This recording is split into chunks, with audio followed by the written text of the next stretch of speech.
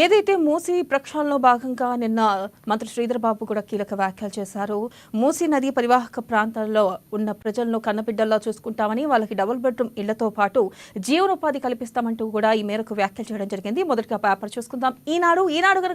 ఈనాడులో ప్రధాన అంశాలు కనుక చూసుకున్నట్టయితే ఇజ్రాయెల్ ముప్పేట దాడి, హెజ్బొల్లా మరో సీనియర్ నేత హతం, లెబనాన్ పై ఆఖరి దాడులు, సైతాలో 24 మంది మృతి, ఇక ఆమన్లోని హుతీలపైన బాంబుల వర్షం, ఇక స్వాతంత్ర శతాబ్ది ఉత్సవాల నాటికి సుసంపన్న భారత్, 2047 కల్లా $55 ట్రిలియన్ ఆర్థిక వ్యవస్థగా మన దేశం, ఉత్పత్తి రంగం పెరిగితే ఉపాధికి మార్గం పడుతుంది. ఇక గత ప్రభుత్వ తప్పులను సరిదిద్దేలా త్వరలో కొత్త రెవెన్యూ చట్టం, ఈ శాఖ సమర్థ పనితీరుతోనే ప్రభుత్వానికి మంచి పేరు. తహసీల్దార్ల సదస్సులో మంత్రి పొంగులేటి శ్రీనివాసరెడ్డి ఏదైతే గత ప్రభుత్వ తప్పులను సరిదిద్దే భాగంలోనే ఇక కొత్త రెవెన్యూ చట్టం తీసుకురానున్నట్లుగా కూడా ఇటు మంత్రి పొంగులేటి శ్రీనివాసరెడ్డి చెప్పారు. ఈ మేరకు ఈ శాఖ సమర్థ పనితీరుతోనే ప్రభుత్వానికి మంచి పేరు వస్తుందంటూ కూడా ఈ మేరకు ఆయన వ్యాఖ్యానించడం జరిగింది. నెక్స్ట్ కనుక చూసుకున్నట్టయితే పేదల రక్తం కన్నీళ్లతో మూసీని సుందరీకరిస్తారా? ముందు ఎఫ్టీఎల్లో ఉన్న సీఎం ఆయన సోదరుడి ఇళ్లను కూల్చాలి హరీష్ రావు.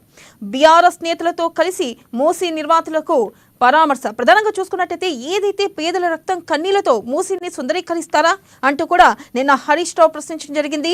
ముందు ఎఫ్టీఎల్లో ఉన్న సీఎం ఆయన సోదరుడు ఇళ్లని కూల్చాలి, ఆ తర్వాత ఇటు పేదల దగ్గరికి రావాలంటూ కూడా ఈ మేరకు ఆయన వ్యాఖ్యానించడం జరిగింది. మరొక పేపర్ చూసుకుందాం, ఆంధ్రజ్యోతి కనుక చూసుకున్నట్టయితే వెంటాడి వేటాడి శత్రువులపై ఇజ్రాయెల్ నిఘా, సంస్థ మొసాద్ ప్రత్యేక దృష్టి, ఇక అద్భుతమైన నిఘా నెట్వర్క్, సమాచార సేకరణ, పక్కా ప్రణాళికతో తప్పించుకునే వీలు లేకుండా దాడి, ఇటీవలే ఘటనలే నిదర్శనం. ఏదైతే శత్రువులపై ఇజ్రాయెల్ నిఘా సంస్థ మొసాద్ ప్రత్యేక దృష్టి పెట్టినట్లుగా తెలుస్తుంది. ఈ మేరకుతోనే అద్భుతమైన నిఘా నెట్వర్క్ తోనే సమాచార సేకరణ నేపథ్యంలో ఇక పక్కా ప్రణాళికతో తప్పించుకునే వీలు లేకుండా దాడి జరిగినట్లుగా కూడా తెలుస్తుంది. ఇక నెక్స్ట్ కనుక చూసుకున్నట్టయితే హైడ్రా ఆచితూచి, హైదరాబాద్ లో కూల్చివేతలకు 2 నుంచి 3 వారాల తాత్కాలిక విరామం, నిరసనలు, హైకోర్టు జోక్యంతో ఉన్న ఆదేశాలు, ఇక ఈ సమయంలో ఫిర్యాదులను క్షేత్రస్థాయి పరిశీలన, ఇక ముందు నివాసాల కూల్చివేతపై జాగ్రత్తలు, న్యాయ సలహా తీసుకున్నాకే ముందుకు, పేదలను నిలబెట్టడమే మా ఉద్దేశం, మూసీలో నిర్వాసితులందరికీ న్యాయం చేస్తాం, ఇక దీనిపై మాట్లాడే హక్కు బీఆర్ఎస్కి లేదు, మల్లన్న సాగర్లో వారేం చేశారు శ్రీధర్ బాబు. ఏదైతే మనం చూసుకున్నట్టయితే ప్రధానంగా ఇటు హైడ్రా ఆచితూచి అడుగులేస్తున్నట్లుగా ఉందా? అయితే హైదరాబాద్లో ఇక కూల్చివేతలకు 2 నుంచి 3 వారాలు సమయం పట్టే అవకాశం ఉందా అంటూ కూడా ఒక ప్రశ్న ఉత్పన్నమవుతుంది. మనం చూసుకోవచ్చు. ఇటు నిరసనలు, హైకోర్టు జోక్యంతో ఇక ఆదేశాలు జారీ అయ్యాయి. ఈ నేపథ్యంలోనే ఇక ఫిర్యాదులపై కూడా క్షేత్రస్థాయి పరిశీలించిన తర్వాతే ఇక నివాసాల కూల్చివేతలపై కూడా కొంతమేరకు జాగ్రత్తలు తీసుకునే అవకాశంగా కూడా తెలుస్తుంది. ఇక నెక్స్ట్ దాంట్లోనే కనుక చూసుకున్నట్టయితే పేదలను నిలబెట్టడమే మా ఉద్దేశం అంటూ కూడా, మూసీ నివాసితులందరికీ న్యాయం చేస్తామంటూ కూడా ఇటు శ్రీధర్ బాబు మాట్లాడడం జరిగింది. ఇక బీఆర్ఎస్ కి దీనిపై మాట్లాడే హక్కు లేదంటూ కూడా మల్లన్న సాగర్ లో మీరు ఏం చేశారంటూ కూడా ప్రశ్నించారు శ్రీధర్ బాబు. అలాగే నెక్స్ట్ కనుక చూసుకున్నట్టయితే తప్పుడు ప్రచారం చేస్తే చర్యలు తప్పవు, హైడ్రా కమిషనర్ రంగనాథ్, పేదల ఇళ్లను కూల్చడమే ఇందిరమ్మ రాజ్యమా, హైడ్రా బుల్డోజర్లు మాపై నుంచే వెళ్లాలి సంజయ్. ఇక ఏదైతే చూసుకున్నట్టయితే తప్పుడు ప్రచారాలు చేస్తే ఊరుకోము, వారిపై కఠిన చర్యలు తీసుకుంటామంటూ కూడా హైడ్రా కమిషనర్ రంగనాథ్ వ్యాఖ్యానించడం జరిగింది. మరో పక్కన చూసుకున్నట్టయితే ఇటు ప్రతిపక్షాల వ్యాఖ్యలా ఉందంటే పేదల ఇళ్లను కూల్చడమే ఇందిరమ్మ రాజ్యమా అంటూ కూడా ఇటు బండి సంజయ్ ప్రశ్నించడం జరుగుతుంది. అలాగే ఒక్క కాల్ చేయండి, అరగంటలో వచ్చేస్తామంటూ కూడా ఇటు మూసీ నిర్వాసులకు మాజీ మంత్రి హరీష్ భరోసా ఇచ్చారు. చూసుకోవచ్చు, మూసీ అంశంపై ఇటు ప్రతిపక్షం అధికార పక్షం అన్న దిశగా వెళ్తుంది. ఒక రకంగా చూసుకున్నట్టయితే అటు బాధితులు పక్కన ధర్నాలు చేస్తున్న నేపథ్యంలో చూసుకోవచ్చు, నిరసన వ్యక్తం చేస్తున్నారు. ఇంకో పక్కన చూసుకున్నట్టయితే ఇటు ప్రతిపక్షాలు కూడా వాళ్ళకి మద్దతు ఇస్తున్నాయి. ఇక పేదల జోలికి వెళ్లడం తొందరపాటి అంటూ కూడా ఇటు ఎమ్మెల్యే దానం చెప్పడం జరిగింది. ఇక నెక్స్ట్ కనుక చూసుకున్నట్టయితే ఉప్పుడు బియ్యాన్ని తమిళనాడులో అమ్మేశారు, ఎఫ్సిఐకి సీఎంఆర్ ఎగ్గొట్టి అక్రమంగా అమ్ముకున్న మిల్లర్లు, ఇక మణికంఠ కన్వెన్సర్స్ ఏజెన్సీ ద్వారా బియ్యం తరలింపు, కులగణన వెంటనే చేపట్టాలి, తమాషా ప్రకారం రిజర్వేషన్లు ఇవ్వాలి, మార్గదర్శకాలపై ఇంకా జాప్యం ఎందుకు, సదస్సులో బీసీ నేతలు, మేధావులు, రెడ్లు, ఓసీల ఓట్లు నాకు అవసరం లేదు, 2028లో బీసీనే సీఎం తీన్మార్ మల్లన్న. నేను ఏదైతే చూసుకున్నట్టయితే కులగణన వెంటనే చేపట్టాలంటూ కూడా ఇటు రెడ్లు, ఓసీల ఓట్లు నాకు అవసరం లేదంటూ కూడా ఇటు 2028లో ఖచ్చితంగా ఒక బీసీనే సీఎం అవుతారంటూ కూడా ఇటు తీన్మార్ మల్లన్న వ్యాఖ్యానించడం జరిగింది. నెక్స్ట్ కనుక చూసుకున్నట్టయితే మహా మెట్రో 116 కిలోమీటర్లు 32,000 కోట్లు, మెట్రో 2వ దశ విస్తరణ డిపిఆర్లో లెక్క ఖరారు, ఇక నాగోల్ ఎయిర్పోర్ట్ అలైన్మెంట్లో స్వల్ప మార్పులు, చంద్రాయనగుట్ట న్యూ హైకోర్టు మీదుగా కొత్త మార్గం, ఇక ఎయిర్పోర్ట్ నుంచి 4 సిటీ వరకు 40 కిలోమీటర్ల కారిడార్, సాలార్జంగ్ మ్యూజియం, ఇక చార్మినార్ పేరిట మెట్రో స్టేషన్లు పనులన్నీ 2వ దశలోనే పూర్తికి ప్రభుత్వ నిర్ణయం. నిర్మాణాల అనుమతి కోసం త్వరలోనే కేంద్రానికి డిపిఆర్. ఏదైతే మహా మెట్రో అంటే 116 కిలోమీటర్ల మీద విస్తరించనున్నట్లుగా తెలుస్తుంది. ఇక 2వ దశ మెట్రో పనుల నేపథ్యంలో 32,000 కోట్లు ఖర్చయ్యే అవకాశంగా కూడా తెలుస్తుంది. అలాగే నెక్స్ట్ కనుక చూసుకున్నట్టయితే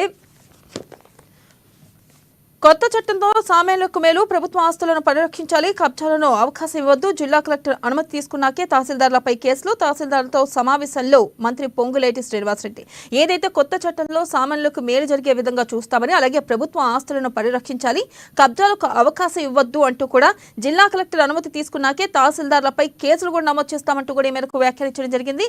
ఇక తహసీల్దార్లతో సమావేశంలో మంత్రి పొంగులేటి ఈ మేరకు వ్యాఖ్యానించారు. అలాగే మహిళా సంఘాలతో బస్సులు కొనిపిస్తాం, వాటిని ఆర్టీసీకి అద్దెకి తీసుకుంటాం, దీనిపై మెప్మాతో సంప్రదిస్తున్నాం, ఖాళీలు భర్తీ చేస్తాం, దశల వారీగా 2,400 ఎలక్ట్రిక్ బస్సులు కొనుగోలు. కులగణన తర్వాతే స్థానిక ఎన్నికలు, రవాణా శాఖ మంత్రి పొన్నం.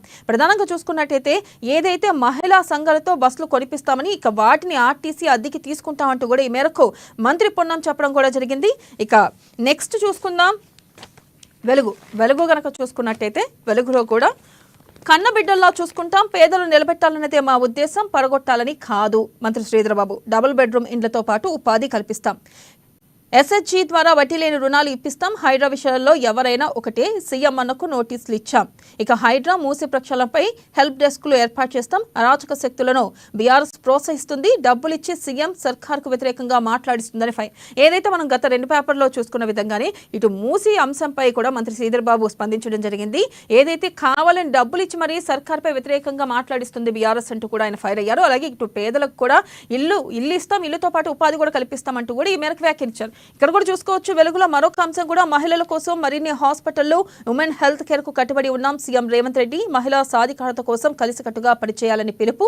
ఇక గచ్చిబౌలిలో పింక్ పవర్ రన్ 2024 కార్యక్రమానికి హాజరు. అయితే మహిళల కోసం మరిన్ని హాస్పిటల్ రానున్నట్లుగా కూడా తెలుస్తుంది. ఈ మేరకు ఉమెన్ హెల్త్ కేర్ కు కట్టుబడి ఉన్నామంటూ కూడా సీఎం రేవంత్ రెడ్డి వ్యాఖ్యానించారు. అలాగే నెక్స్ట్ కనుక చూసుకున్నట్టయితే మెట్రో ఫేజ్ 2 కారిడార్లో ఫేజ్ 2లో 6 కారిడార్లు, మొత్తం 116.2 కిలోమీటర్లు, అంచనా వ్యయం 32,237 కోట్లు. అలాగే భూమి ఉన్న ప్రతి ఒక్కరూ ధరణితో ఇబ్బంది పడ్డారు, ఆ కష్టాలన్నీ తొలగిస్తామంటూ కూడా ఇటు మంత్రి పొంగులేటి శ్రీనివాసరెడ్డి వ్యాఖ్యానించడం జరిగింది. కులగణన చేయాల్సిందే, గైడ్ లైన్స్ వెంటనే రిలీజ్ చేయండి అంటూ కూడా ఇటు జనాభా ప్రాతిపదికన రిజర్వేషన్లు పెంచి లోకల్ బాడీ ఎన్నికలు పెట్టాలి, కామారెడ్డి బీసీ డిక్లరేషన్ అమలు చేయండి అంటూ కూడా ఇటు బీసీ మేధావులు వ్యాఖ్యానించడం జరిగింది. 6% ఉన్న బీసీలకు, ఓసీలకు 10% రిజర్వేషన్ల ఎమ్మెల్సీ తీర్మానం మరణ ఈ మేరకు వ్యాఖ్యలు చేశారు. ప్రభుత్వ ఫలాలు బీసీలకు అందేలా వకులభరణం కృష్ణమోహన్ రావు వ్యాఖ్యానించారు. ఇక బీసీ సంఘాలు ఇచ్చిన వినతి పత్రాలు రాహుల్ కిస్తా, అనిల్ జైహింద్. ఇక Telangana BC employees federation BC మేధావుల సదస్సు సెమినార్లో 12 తీర్మానాలు ఆమోదం. ఇక నెక్స్ట్ పేపర్ చూసుకుందాం సాక్షి గనక చూసుకున్నట్టయితే కూల్చివేతలపై వెనక్కి, ప్రజా ఆగ్రహంతో పేదల ఇళ్ల జోలికి వెళ్లే విషయంలో ప్రభుత్వం పునరాలోచన. ఏదైతే కూల్చివేతలు మూసి విషయంలో కూల్చివేతలు మూసి పరిసర ప్రాంతాల్లో ఉన్న ఇల్లు కూల్చివేతలపై మరోసారి ఆలోచించాలనే దిశగా ప్రజా ఆగ్రహంతో పేదల ఇళ్ల జోలికి వస్తే విషయంలో ప్రభుత్వం పునరాలోచన చేసే విధంగా కనిపిస్తుంది. అలాగే దూకుడు తగ్గించి ఆచితూచి ముందుకెళ్లాలని భావిస్తున్న సర్కార్ ఇక ప్రతిపక్షాల నిరసనలో సొంత పార్టీలో ప్రతికూలత పరిగణలోకి రాజకీయంగా కోలుకొని దెబ్బ తగులుతుందేమో అనే అభిప్రాయం ఉంది అంటూ కూడా ఇక్కడ సాక్షిలో వ్యాఖ్యానించడం జరిగింది. ఇక ప్రజల్ని భయభ్రాంతులకు గురి చేస్తే ఊరుకోమంటూ కూడా ఇటు మూసి పరివాహక ప్రాంతాల్లో ఇల్లు కోల్పోనున్న బాధితులకు బీఆర్ఎస్ పరామర్శిస్తుంది. ఈ నేపథ్యంలో చూసుకున్నట్టయితే హైదరాబాద్ కోర్టులో అధికారులు మార్కింగ్ చేసిన ఇళ్లను పరిశీలించారు హరీష్, ఇటు సబితా తదితరులు. ఇక బస్తీల జోలికి వెళ్లొద్దని ముందే చెప్పా, పేదల ఇల్లు కూల్చడం సరికాదు అంటూ కూడా దానం వ్యాఖ్యానించారు. ఇక దీనిపై మనం చూసుకోవచ్చు 116 కిలోమీటర్లు, 80 స్టేషన్లు, 2వ దశలో 6 మార్గాల్లో మెట్రో రైలు సేవల విస్తీర్ణం.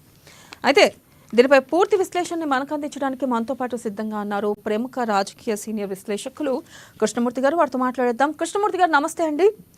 కృష్ణమూర్తి గారు, మనం చూడొచ్చు ఏదైతే మూసి పరివాహక ప్రాంతాల ఇల్లు తొలగింపు మీద ఒక గందరగోళం నెలకొంది. ఇటు ప్రజలు అడ్డుకుంటున్నారు, ఇటు ప్రతిపక్షం అధికార పక్షం మధ్య ఒక యుద్ధంలా మారుతుంది. అసలుకి మనం చూసుకోవచ్చు మంత్రి శ్రీధరబాబు కూడా వ్యాఖ్యానించారు. మూసి ప్రక్షాళన అక్కడ ఉన్న ఎవరైతే ప్రజలు ఉన్నారో వాళ్ళకి డబుల్ బెడ్రూమ్తో పాటు జీవనోపాధి కూడా కల్పిస్తామంటున్నారు. అయితే ఒక అడుగు వెనక్కి తగ్గింది ప్రభుత్వం అనుకోవచ్చా, లేకపోతే దీనిపై మీరు ఏమంటారు? అసలు ప్రభుత్వం విషయంలో కూడా దూకుడుగా వెళ్ళొద్దు అంటే హైకోర్టు మొట్టికాయలు వేస్తావు ఎక్కడెక్కడ ఈ రోజు అనుకుంటారు. తెలంగాణతో పాటు లోకల్ ఒక ఎంఆర్ఓ కూడా కోర్టుకు రమ్మని చెప్పారు. లేదంటే వర్చువల్ గా హాజరు కావాలి, కోర్టు హాజరు కావాలి, కోర్టు వివరణ ఇవ్వాల్సిన అవసరం ఉందని చెప్పారు. అంటే వివరించేటప్పుడు అధికారులు కూడా వాళ్ళు కూడా కొంత పేరు కోసం ప్రయత్నాలు చేస్తున్నాము, సెన్సేషన్ నేను మార్పేరుగా ఉండాలి అని వాళ్ళు భావిస్తేమని అనుమానం వస్తా ఉన్నారు. ప్రభుత్వము కూడా కొంత ఆలోచన చేయాల్సిన అవసరం. పేద ప్రజలను వాళ్ళ కట్టుబట్టలతో కావాల్సిన మినిమం ఎమ్యూనిటీస్ కూడా వాళ్ళు బయట తీసుకునియకుండా గుడ్డలో పెట్టి వాటికి పూర్తి చేసినారు. పెద్దవాళ్ళ విషయంలో ఆ రకంగా చేయాలి. ఇది కొంత ప్రభుత్వానికి తీవ్ర వ్యతిరేకత తీసుకొస్తుంది. సీఎం రేవంత్ రెడ్డి గారి సోదరుడు కానీ, లేకపోతే మంత్రి కేటీఆర్ ఫామ్ హౌస్ కానీ, లేకపోతే మాజీ మంత్రి మల్లారెడ్డి కుటుంబ సభ్యులకు సంబంధించినటువంటి ఆయన కుటుంబ సభ్యులకు సంబంధించిన కాలేజీల విషయంలో కానీ, అదే ప్రస్తుత ఎమ్మెల్యే పల్లా రాజేశ్వర రెడ్డి గారి కాలేజీ అక్రమ నిర్మాణాలు, వీటి విషయంలో అన్నింటికన్నా ముఖ్యం ఎంఐఎం నేత అనేక చోట్ల ఆక్రమణ వాళ్ళకు ఓపెన్ గా స్టేట్మెంట్ ఇచ్చారు. వాళ్ళ విషయంలో వాళ్ళు కూడా మేము పోలిస్తే ఒప్పుకోము, కఠినం మేము పోలిస్తే ఒప్పుకోము అని చెప్పేసి వాళ్ళు ఏదైతే బెదిరింపు ధోరణికి పాల్పడతారో దాని విషయం ఇవన్నీ పక్కన పెట్టినటువంటి రాష్ట్ర ప్రభుత్వము హైడ్రా. రాష్ట్ర ప్రభుత్వం హైడ్రాకు సంబంధించి వారు చూస్తున్నారు అని చెప్పేసి హైడ్రా తన లిమిట్స్ ను దాటి ప్రవర్తించింది అనే కొంత అభిప్రాయం అయితే వస్తా ఉన్నది. ప్రజల్లో వ్యతిరేకత అయితే మొదలైంది. వాళ్ళు కనీసం మొన్న పట్టణ చెరువు ఏరియాలో ఏదైతే కూల్చివేతలు జరిగాయో అది అత్యంత ఏమైంది దారుణం. ఓకే, అక్రమ నిర్మాణాలు అక్రమంగా ఉండొచ్చు, కానీ వాటికి సంబంధించిన కొంత నియమ నిబంధనలు పాటించాల్సిన అనుమతులు లేకుండా కట్టిరాని లేదు, అనుమతులు ఇచ్చారు. లోకల్ గా మున్సిపల్ అధికారులు అనుమతి ఇచ్చారు, కావాల్సినటువంటి ఫీజులు వసూలు చేసుకున్నారు, దానికి సంబంధించిన అన్నింటినీ వసూలు చేసుకోవాలి. జిఎస్టీ అయినా కూల్చారు. ఈ రకంగా అది ఎవరు బిల్డర్ కట్టిండ్రు తీసుకున్న వాళ్ళ దగ్గర కూర్చారు. ఇలా చేయడం వల్ల కొంత ఇబ్బందికర పరిస్థితి వచ్చే అవకాశం. రాష్ట్ర ప్రభుత్వం కొంత విమర్శల పాల్గొంటుంది. తీవ్ర స్థాయిలో రాష్ట్ర ప్రభుత్వం విమర్శలు వెలువెత్తాం. పేద ప్రజలు రాష్ట్ర ప్రభుత్వం శాపనార్థంలో వెళ్తాం. ఇది సరైనది కాదు అని దీని విషయంలో కొంత హైడ్రా కొంత తగ్గినట్టుగా దూకుంది. ఇంకొకటి హైడ్రా అధికారులు కూడా ఏదో వాళ్ళు సమాజంలో మేము ఒక టెర్రర్ సృష్టిస్తున్నాం అనే విధంగా వాళ్ళు వ్యవహరిస్తున్నారు ఏమని అనుమానం వస్తున్నాం. ప్రజలు కూడా అదే భావిస్తా ఉన్నారు. బుల్డోజర్ పోతుంటే హైడ్రా బుల్డోజర్ అనే స్థాయికి వచ్చేసింది. లుక్లైన్ పోతే హైడ్రా ప్రొక్లైన్ అంటే ఈ స్థాయికి వచ్చారు. అంటే ఈ రకంగా వివరించడం వల్ల అధికారులకు ఏముంది, ఈ రోజు ఇక్కడే కాకపోతే ఇంకో చోట ఉద్యోగాలు చేసుకుంటారు, వాళ్ళకి ఇబ్బంది కాదు. కానీ ప్రభుత్వం మీద వ్యతిరేకత వచ్చినప్పుడు పాలకులకు ఇబ్బందికరంగా మారే అవకాశాలు ఉంటాయి. అలాగే చూసుకున్నట్టయితే తీవ్ర ప్రభావం చూపే అవకాశం ఉంటుంది. పాలన సక్రమంగా జరగకుండా అక్కడక్కడ ఆటంకాలు వచ్చే అవకాశం ఉంది. ప్రభుత్వ పథకాల అమల్లో కొంత జాప్యము జరిగే అవకాశం ఉంది. ప్రభుత్వ పథకాల విషయంలో కొంత అనుమానాలు రేకెత్తించే అవకాశం. కాబట్టి పేద ప్రజల విషయంలో కొంత వెనుక తగ్గాలని రాష్ట్ర ప్రభుత్వం భావనలు చాలా స్పష్టంగా అర్థమవుతాం. ఇక్కడ చూసుకున్నట్టయితే మరొక అంశం, డిప్యూటీ సీఎం బట్టి విక్రమార్క ఈ మేరకు వ్యాఖ్యలు చేశారు. ఏదైతే ఒకవేళ గనక పేదలను అడ్డు పెట్టుకునే బిల్డర్లు ఇట్లా చేస్తున్నారు, ఒకవేళ మూసీ పరివాహక ప్రాంతాలను రక్షించకపోతే విజయవాడ లాంటి పరిస్థితులే ఎదురవుతాయంటూ కూడా ఇటు బట్టి విక్రమార్క వ్యాఖ్యలు చేశారు. ఈ వ్యాఖ్యలు ఏ విధంగా చూడొచ్చు అంటారు? ఒకవేళ నిజంగా బట్టి గారు చెప్పినటువంటి విషయం వాస్తవమే, దాంట్లో అనుమానం లేదు.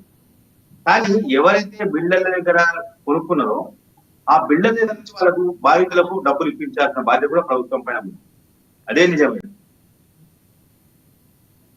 వాళ్ళ మీద కూడా రెవెన్యూ యాక్ట్ మిగతా అంశాల ప్రకటించి వాళ్ళను ఎవాక్యుయేట్ చేసిన తర్వాత వాళ్ళు ఎంత మేరకు నష్టపోతున్నారు, ఏ మేరకు నష్టపోయారు అనేది వాళ్ళకి ఇప్పిస్తూ ప్రభుత్వానికి జరిగిన నష్టాన్ని కూడా, అంటే ఇప్పుడు కూల్చివేతల చిత్రాలను కూడా ఎత్తుకోవాల్సిన అవసరం ఉంది.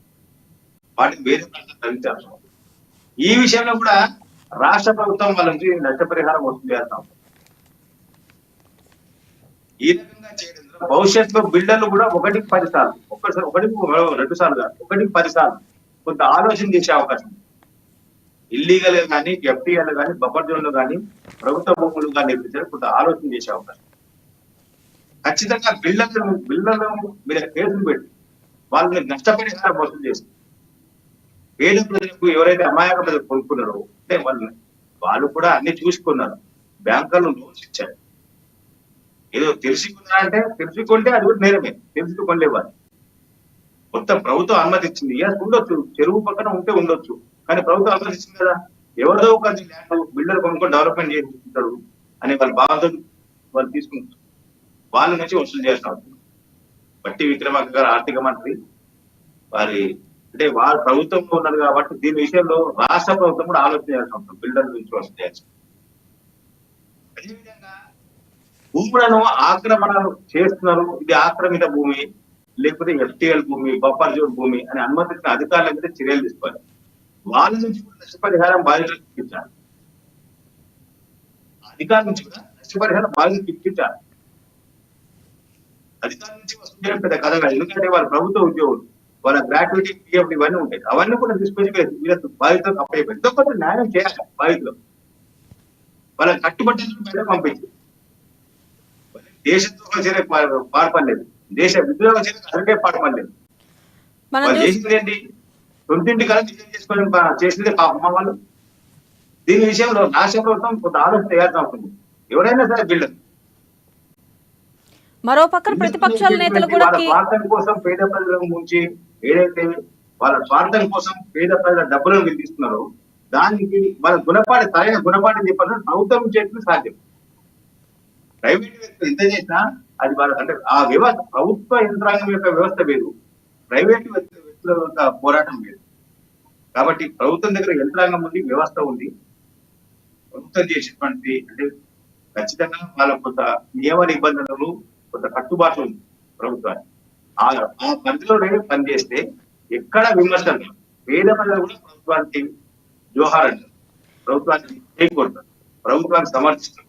వాళ్ళ పేద ప్రజల కష్టం పాలకులు ఏళ్ళ కొద్ది కష్టపడి కూడబెట్టుకొని పైసా కూడబెట్టుకొని సొంత ధర నిజం చేసుకొని వాళ్ళేది గృహప్రవేశం చేసి ఉందాం అనుకున్న సమయంలో వీళ్ళు వచ్చి కూర్చోడం అనేది సరైనది కాదు. బిల్డర్ల మీద ఖచ్చితంగా యాక్షన్ తీసుకోవాల్సింది. మరో పక్కన చూసుకోవచ్చు ప్రతిపక్ష నేతలు కూడా వాళ్ళ మొత్తం లెక్కలు తీయాలి. అటెండెన్స్ అందరికి లెక్కలు తీసి దాని ఎంత మేర నష్టం జరిగింది, ఎంత మేర ప్రభుత్వం ఖజానాకు వచ్చింది, ఎంత మేర ప్రభుత్వం పైన భారం పడుతుంది, పేద ప్రజలకు ఎంత లాస్ అయ్యారు, మొత్తంగా వీళ్ళు ఎంత సంపాదించుకున్నారు, ఇవన్నీ తీసి వాళ్ళ నుంచి రికవరీ చేసి ఆ రికవరీ మొత్తాన్ని వీళ్ళకు పేద ప్రజలకు ఇస్తే బాగుంది. ప్రభుత్వం మీద వ్యతిరేకత వస్తారు, తీవ్ర వ్యతిరేకత, మామూలుగా కాదు, తీవ్ర వ్యతిరేకత వస్తుంది. కొన్ని చోట్ల అయితే ప్రభుత్వ ప్రజాపాలకులు అటువైపు వెళ్ళేందుకు సహకరించడం లేదు. హైదరాబాద్ తో పాటు శివారు ప్రాంతాల్లో కొన్ని చోట్ల ప్రజాప్రతినిధులు, ఎమ్మెల్యేలు, ఎంపీలు అటువైపు వాళ్ళు భయపడుతున్నారు. ఇక్కడ మరొక విషయం ఏంటంటే ప్రతిపక్ష నేతలు కూడా వ్యతిరేకిస్తున్నారు. ప్రతిపక్ష నేతల్లో మన బీజేపీ ఈయన బండి సంజయ్ కూడా వ్యాఖ్యానించడం జరిగింది. ఒకవేళ బుల్డోజర్లు గనక వెళ్లాలంటే మాపై నుంచే వెళ్లాలంటూ కూడా ఇటు బండి సంజయ్ కీలక వ్యాఖ్యలు చేశారు. అక్కడే నిన్న బీజేపీ నేతలు వంట వార్పు కార్యక్రమం కూడా చేశారు మూసీ నది పరివాహక ప్రాంతాల్లో. దీన్ని ఏ విధంగా చూడొచ్చు? అలాగే సొంత పార్టీ నేతలు కొంతమంది, కాంగ్రెస్ లో ఉన్న సొంత పార్టీ నేతలు కొంతమంది దీన్ని వ్యతిరేకిస్తున్నారు, ఏదైతే హైడ్రా చేస్తుందో. వీటిని ఏ విధంగా చూడొచ్చు అంటారు? ప్రజాభిప్రాయాన్ని బీజేపీ కానీ కాంగ్రెస్ కానీ ఎవరైనా సరే ప్రజాభిప్రాయానికి అనుకూలంగా వాళ్ళు ప్రవర్తిస్తా ఉన్నారు. ప్రజలకి తప్పేం లేదు, పేద ప్రజల పొరపాటు అసలుకే లేదు. కొంతమంది స్వార్థ పనులతోటి పేద ప్రజలు అన్యాయం పోయారు. ఇక్కడ వాళ్ళు ప్రజాప్రతినిధులు బండి సంజయ్ కొన్నా, రాజేందర్ కొన్నా, సుధీర్ రెడ్డి, ఎల్బీనగర్ ఎమ్మెల్యే సుధీర్ రెడ్డి కొన్నా, ఇంకెవరు కొన్నా పేద ప్రజలు అన్యాయం చేయకండి, వాళ్ళకి కావాల్సినటువంటి ఇవ్వండి. మూసి నిర్వాసితుల విషయంలో, మూసి ఎవాక్యుయేట్ విషయంలో కూడా కొంత ఉధృత పరిస్థితులు. ఎస్, ఆ మూసి విషయం, హైడ్రా మూసి విషయంలో ప్రయోగించండి. అది కూడా ఎఫ్టీఎల్, బఫర్ జోన్, ఆల్వలో నాలుగు నది వద్దరు, మూసి నది వద్దరు నిర్మించారు. వాటిని తొలగించండి. వాళ్ళు అక్కడేమో ఇక్కడే ఉద్యోగిస్తా ఉన్నారు, మూసి ఆక్రమణ ఉద్యోగిస్తా ఉన్నారు. ముందు ఇల్లు ఇచ్చి తర్వాత కూర్చుస్తా ఉన్నాం. ఇక్కడేమో ఒక నిమిషం, ఒక అరగంట ఇవ్వండి, గంట ఇవ్వండి అంటే ఇవ్వకుండా ఇక్కడ కూర్చేస్తాం. అంటే డబ్బులు పెట్టుకున్న వాళ్ళకేమో ఈ న్యాయము, డబ్బులు పెట్టకుండా ఆక్రమణతోటి బెదిరించి అదిరించి రాజకీయ ప్రలోభాలతో రాజకీయ కుట్రలతో చేసినటువంటి అక్రమణకేమో ఆ రకంగా తీసుకున్నాం. ఇది సరైనది కాదు ప్రభుత్వం వ్యవహరించేది. ఎస్, మూసీ విషయంలో కూడా చాలా మంది ఉంటే ఉండొచ్చు, ఎన్ని ఉంచుతారు ఉండొచ్చు, 20 ఏళ్ళ కింద 30 ఏళ్ళ కింద 30 ఈ రకమైనటువంటి ఇంత పొజిటివ్ పోలీసు దగ్గర రాలేదు మూసీ. దానికి ఎవరు కారకులు? రాజకీయ నాయకులు కారకులు. తీయండి, రాజకీయ నాయకుల వెంట ఉన్నటువంటి కుట్రలు తీయండి, కూర్చండి, ఒక పద్ధతి ప్రకారం మొదలు పెట్టండి. హిమాయసాగర్ నుంచి మూసి మొదలవుతుంది, గండిపేట హిమాయసాగర్ నుంచి అక్కడి నుంచి మొదలు పెట్టండి. మధ్యలో వచ్చి సత్యానగర్, ఈ LB Nagar constituency, Malapeta constituency, ఈ రకంగా పోషాపాల్ కాన్స్టిట్యున్సీ, ఈ రకంగా వస్తే నాంపల్లి కాన్స్టిట్యున్సీ, ఇట్లా వస్తే మొదలు రాజనగర్ మొదలు పెట్టండి. రాజనగర్ కాన్స్టిట్యున్సీ మొదలవుతుంది, అక్కడి నుంచి మొదలు పెట్టండి. డంప్ యార్డ్, బిల్డింగ్ మెటీరియల్ అమ్ముకునేందుకు డంప్ యార్డ్ చేస్తున్నారు. మూసీని మొత్తం పూర్తి చేసి ఆ డంప్ యార్డ్ ఎందుకు లేదు? పెద్ద పెద్ద వాళ్ళు ఉన్నారు కాబట్టి అనేక నిర్మాణాలు పిలిచారు.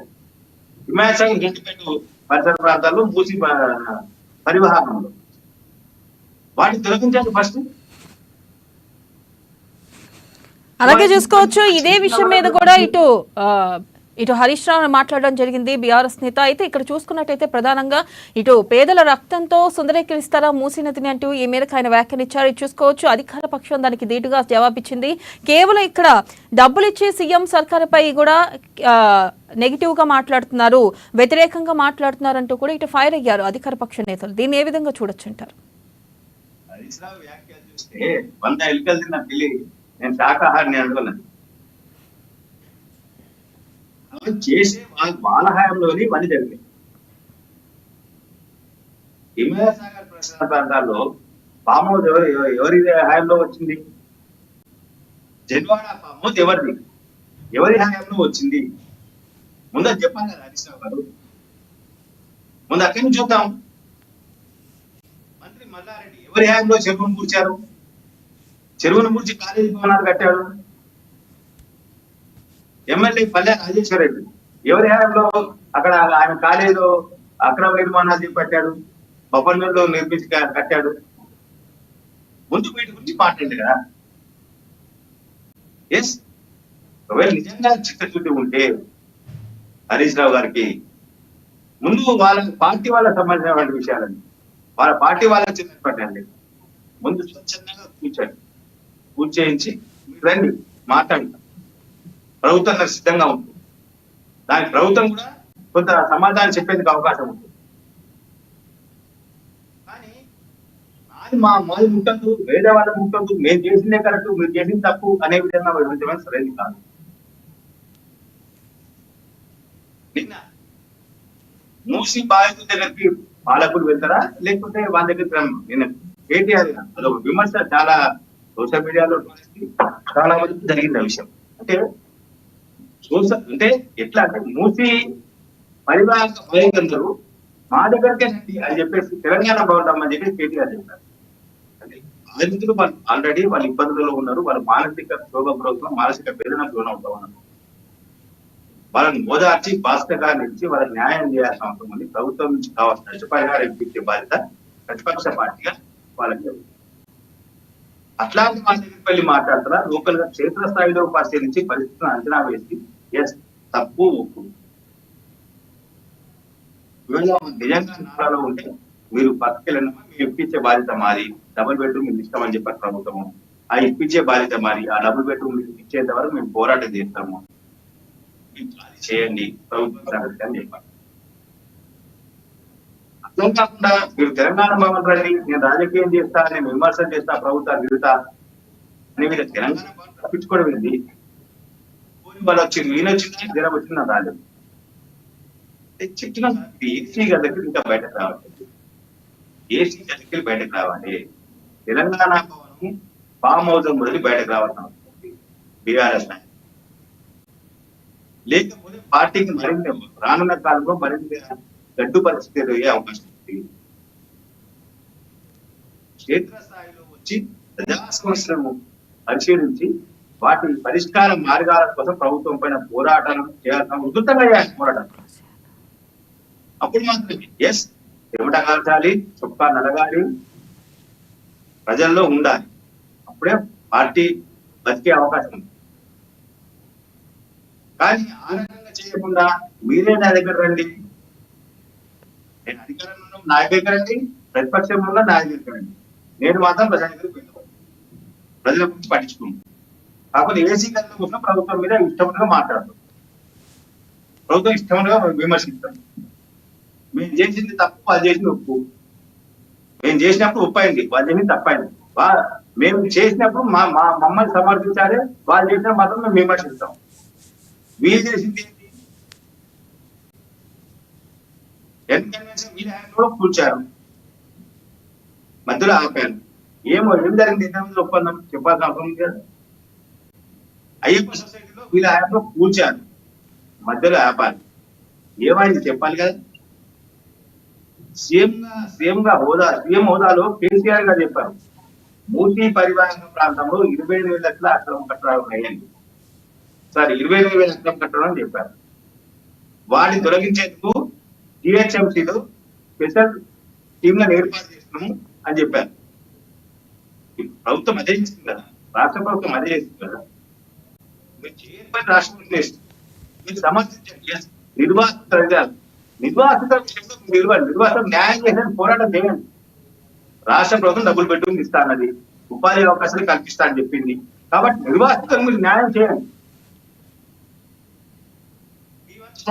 నిర్వాసిత పోరాటం చేయండి. కూర్చోద్దు, అవన్నీ తప్పులు. మేము చెప్పిన మీద అది మేము చెప్పిన రైలు కనిపే తప్పు అయిపోయింది రైట్ అనే విధంగా మాట్లాడితే ఇబ్బందికరంగా ఉంది. ప్రజలు రెచ్చగొట్టేలా రైట్. వాస్తవానికి మీరు మీ హయాంలో కూడా అక్రమ నిర్మాణాలు మీరు గుర్తించారు. ఈ ప్రభుత్వం కూడా అక్రమ నిర్మాణాలు ఈ నిర్మాణాల వల్ల మూసీకి రాబోయే రోజుల్లో పెను ప్రమాదం పొంచి ఉంది. హైదరాబాద్ నగరం ఉనికి ప్రశ్నార్థకంగా మారే ప్రమాదం ఉంది అని రాష్ట్ర ప్రభుత్వం భావించింది. నిపుణులు కూడా దానికి సంబంధించిన ఎక్స్పర్ట్ రిపోర్ట్స్ ఇచ్చారు. కాబట్టి ప్రభుత్వం కొంత ఎవాక్యుయేట్ చర్యలు చేపట్టింది. రైట్. ఈ తొలగింపుల విషయంలో మీరు ప్రభుత్వానికి సహకరించి భవిష్యత్తు హైదరాబాద్ కోసం మీరు బాటలు వేయాల్సిన అవసరం ఉంది. ప్రతిపక్ష పార్టీగా భవిష్యత్తు హైదరాబాద్ కోసం బాటలు వేయాల్సిన అవసరం ఉంది. కానీ మేము బాటలు వేయం, భవిష్యత్తు హైదరాబాద్ లేదు, భవిష్యత్తు రాజకీయమే మాకు ముఖ్యం అనే విధంగా బీఆర్ఎస్ నాయకులు సరైనది కాదు. ఇప్పటికైనా ముస్లిం విషయంలో కానీ హైదరాబాద్ విషయంలో కానీ తప్పును తప్పనాలి, ఒప్పును ఒప్పనాలి. ఎస్, హైదరాబాద్ కొన్ని తప్పులు చేసింది, దాంట్లో అనుమానం లేదు. హైదరాబాద్ కొంత తొందరపాటు పడింది, కొంత దూకుడుగా వెళ్ళింది, దాంట్లో అనుమానం లేదు. దాన్ని విమర్శించండి, దాన్ని తప్పు పట్టండి. ఆ హైదరాబాద్ దూకుడుతో నష్టపోయిన వాళ్ళ బాధితులకు మీరు నష్టపరిహారం ఇప్పించే ప్రయత్నం చేయండి. రైట్. మూసీ విషయంలో ఎవరైతే చాలా కాలంగా ఉన్నారో వాళ్ళు డబ్బులు పెట్టుకున్న అర్హులు ఎవరో ప్రభుత్వం కొన్ని గైడ్ లైన్స్ పెట్టుకుంది. గైడ్ లైన్స్ ప్రకారం ఇస్తున్నా ఇవ్వట్లేదా అనే విషయాన్ని కూడా మీరు పరిశీలించాలి. కానీ ఆలోచన పరిశీలించకుండా మీరు ఏదో ప్రతిదీ రాజకీయ కోణంలోనే, రాజకీయ ప్రయోజనాల కోసమే ఆలోచన చేస్తాం అనేది సరైనది కాదు. రైట్. ఎన్నికలప్పుడు ఎవరి వారిగా రాజకీయాల పోరాటం తీసుకుని ఎవరి సిద్ధాంతం వాళ్ళది, ఎవరి ప్రచారం వాళ్ళది, ఎవరి ఎత్తుగడ వాళ్ళది ఎన్నికలు.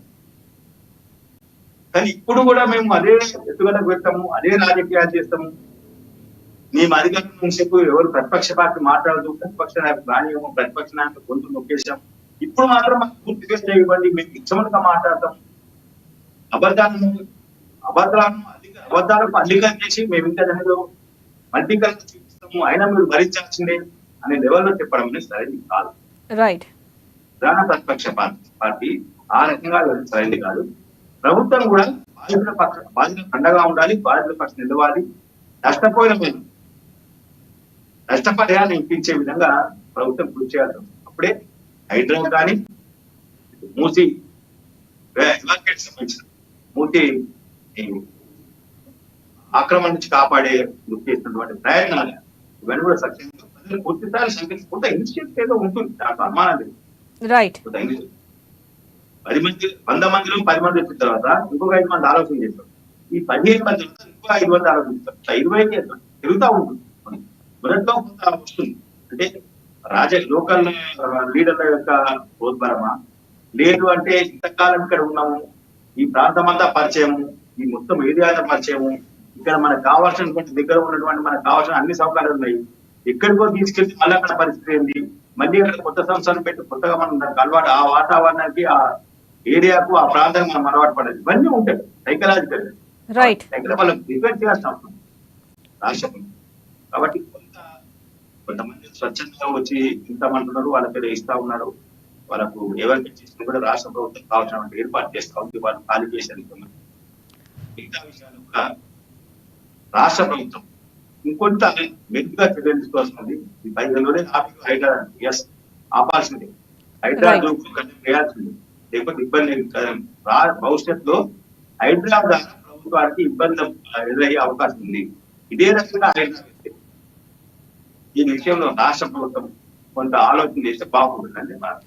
రైట్ కృష్ణమూర్తి గారు, థ్యాంక్ యూ. ఏదైతే ప్రధానంగా హైడ్రా విషయంలో చూసుకున్నట్టయితే రాష్ట్ర ప్రభుత్వం కొంతమేర తగ్గినట్లుగా కనిపిస్తుంది. మూసీ నది పరివాహక ప్రాంతాల్లో ఉన్న ప్రజలు ఇటు ఇళ్లను కూల్చొద్దు అంటూ కూడా ఈ మేరకు అడ్డగించారు. అయితే మనం చూసుకోవచ్చు, ఇటు ప్రతిపక్షాలు కూడా మూసీ నది పరివాహక ప్రాంతాలు కూల్చాలంటే ముందుగా మమ్మల్ని దాటాలి బుల్డోజర్లు అంటూ ఇటు బీజేపీ చెప్పడం జరుగుతుంది.